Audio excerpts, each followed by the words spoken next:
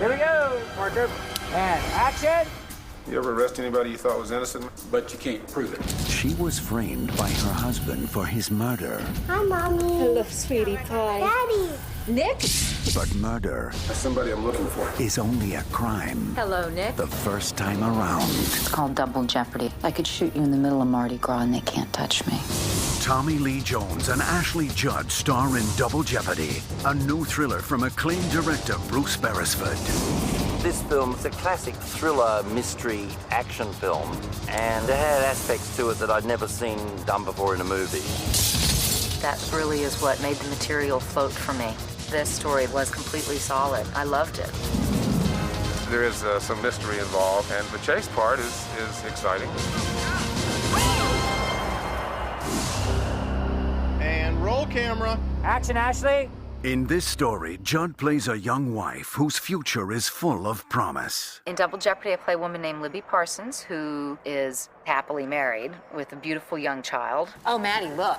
She is the prettiest boat on Whidbey Island. It's very perfect and very happy. A life seemingly unperturbed by anything sinister. All right, pipe down, everybody.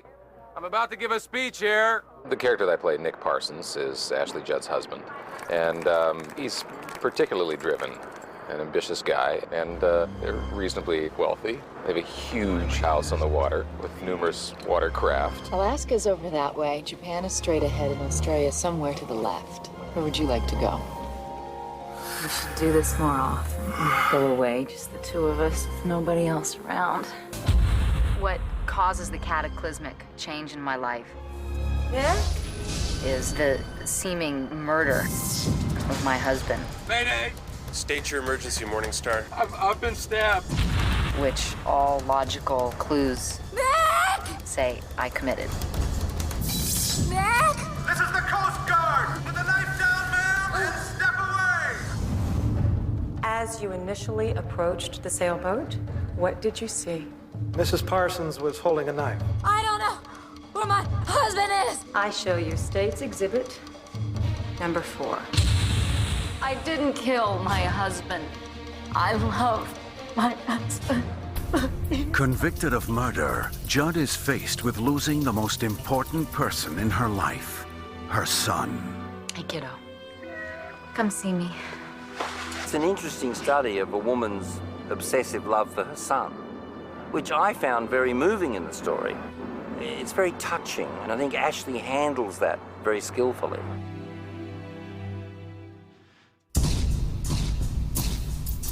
Sentenced to prison, Judd faces an uncertain future. She ain't gonna make it.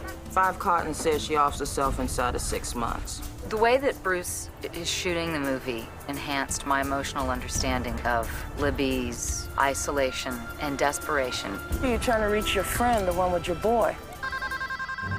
Hi, Mommy. Oh, how are you, Maddie? Daddy. Nick? Nick? I find out that my husband is in fact still alive and that the whole thing was a terrible setup. And when I, in shock, hang the phone up and start wandering blankly back to my bunk, instead of what most directors would go for, you know, which is some kind of close-up, he instead tracked backwards and lost me in the crowd, letting me be overwhelmed by my surroundings. After 6 years in prison, Judd is paroled and sent to a halfway house run by Tommy Lee Jones. Come in. Travis is a former law professor who, because of certain failures in his life, no longer has that post. He's fallen on somewhat hard times. He is reduced to being a parole officer. The state of Washington has granted you a conditional parole. You're not to carry a weapon of any kind, especially a knife. The first scene, actually, that Mr. Jones and I shot together was the scene where I show up at the halfway house. And I think it's a great scene because he plays a very seasoned character, and I play someone who's obviously more youthful but incredibly willful. And so those two elements make for an interesting tension. Any violation of these conditions, and you will return to prison to serve the remainder of your sentence and maybe then some. Look right here. At first, he's cynical, jaded, and really just wants no complications in his life at all. And of course, Ashley's character proceeds to complicate his life. Is this a problem for you? No. Yes, it is. You want to tell me about it? I think actors like Tommy Lee, who has such a huge, staggering range. I'm gonna have trouble with you, Parsons. And Ashley, who can bring all sorts of subtleties to the role. Both of them have ability to add a lot of texture. They make the characters come alive. Known as an actor's director, Beresford's previous collaborations led to Oscars for Robert Duvall in Tender Mercies and Jessica Tandy in Driving Miss Daisy. Bruce has a unique vision. I think all the films he's made, the characterizations are really the strong point. The extra dimension he brought to this thriller was his ability to work with actors. Actors respond to Bruce. He's totally interested in the performance. As everyone knows, Bruce Beresford's a very fine director. He brings his preparation, his sophistication, and his kindness. There is something about the way Mr. Beresford directs an actor, and it's so cool because it's about simplicity. It's a matter of, a hint here or suggesting something there. I think a lot of a director's job is to get intimate moments. And what has happened is that I've cast the right actors in the roles. And that's really the trick to the performances. Here we go. Roll sound, please. The on-screen chemistry between Judd and Jones was mirrored off-camera as well. To me, he's a very lovely, shy, smart, funny cowboy. We have a very common sensibility. She's a lot of fun to work with. She's always prepared. Her acting skills are impeccable. Risking a parole violation, Judd sets out on a mission to find her son. She's continuously looking for her son during the course of the plot, and you realize she's come to a place where if she does not, in fact, take action, that she's never going to achieve that goal. Libby's trying to get something of a life back. I'm looking for my kid. It's putting together pieces of a puzzle. Another aspect of the film that appealed to Judd was the physical nature of her role. I didn't even know that there would be sort of exciting action sequences until we were doing them. When it came time to do all the physical stuff, she amazed all of us. Okay, here we go. Roll sound, please. There's a sequence when the police are chasing her and they're supposed to catch her. But running through sand dunes, she just left them in the dust. Action, Ashley.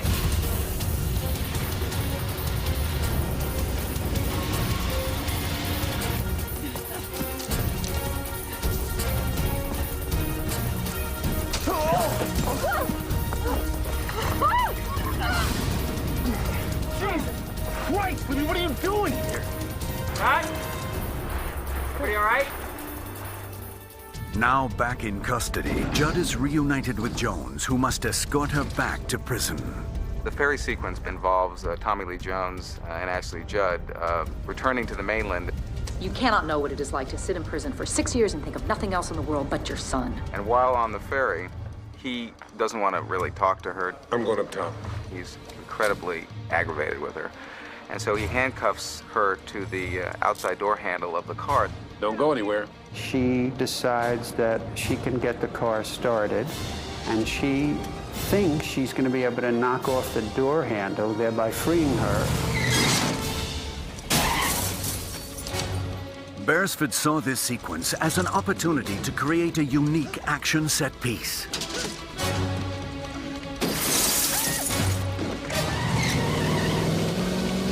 It wasn't just another shootout. The car going off the ferry and her being handcuffed to the doorknob. I thought, I think this is a sequence I actually haven't seen. 104, take 2. A and B, come and marker. Action!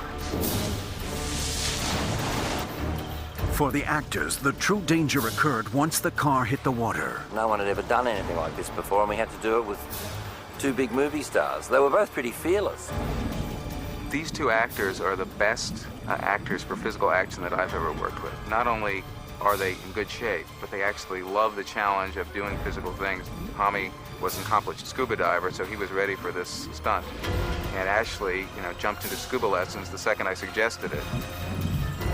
Ashley actually did have to go under the water, handcuffed to the door handle. And I thought, she'll never do this, but she showed no signs of fear whatever.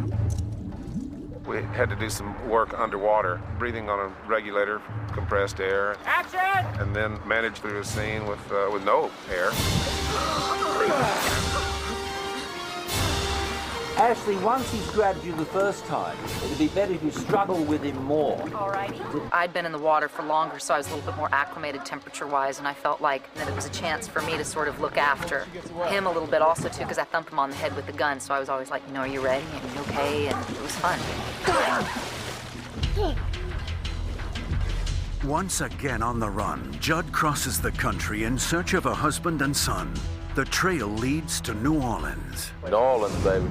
New Orleans, it's all right. It's beautiful here. The energy here is just legendary, of course. And it's every time you walk outside, there's stuff happening and crazy people walking around, everybody, you know, having a good time, partying. This is the fourth time I've worked here, and I'm very much at home in New Orleans. I love this city. It has an exoticism. If we'd shot it in some other city and pretended it was New Orleans, we'd never really capture the atmosphere that I think is essential to the final quarter of the movie. The French Quarter is a fascinating place. In fact, there's an aura of sort of mystery and romanticism that you find here that I don't think you find anywhere else.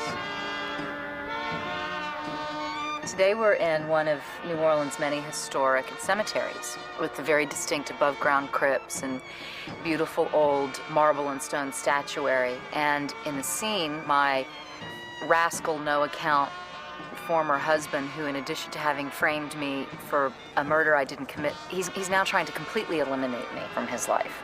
Ready, guys? Here we go. As the story builds to a climax, Jones closes in on Judd and begins to suspect she's telling the truth. That was one of the attractive aspects of the script. Who's this? That's somebody I'm looking for. You had this guy who was convinced, in fact, that she was guilty and was lying to him. Pretty girl? She's very pretty for a convicted murderer. The relationship changes over the course of this telling of the story. I want you to get the Washington driver's license photograph of one Nicholas Parsons. He really dismisses me at first, but he finds out that I wasn't lying. You ever arrest anybody you thought was innocent? When you think you figured it out, you ain't. You ever hear of something called double jeopardy? Huh? The state says you already killed your husband. They can't convict you of it a second time. He's out there somewhere. Y'all having a good time?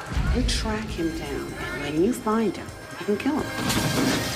It's going to shock you, surprise you. You sure you've never seen this woman before? You don't really expect ever in this film what's going to come next. I think maybe this Parsons woman has been telling the truth. Stop playing Mission Impossible. It's an exciting action-adventure chase story.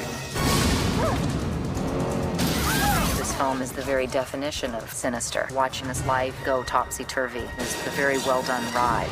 Oh, she is in New Orleans. She does have a gun. She is looking for you. I'm looking for Jonathan Devereaux. Hello, Nick. Gonna do something? What are you talking to me for? She's the one with the gun.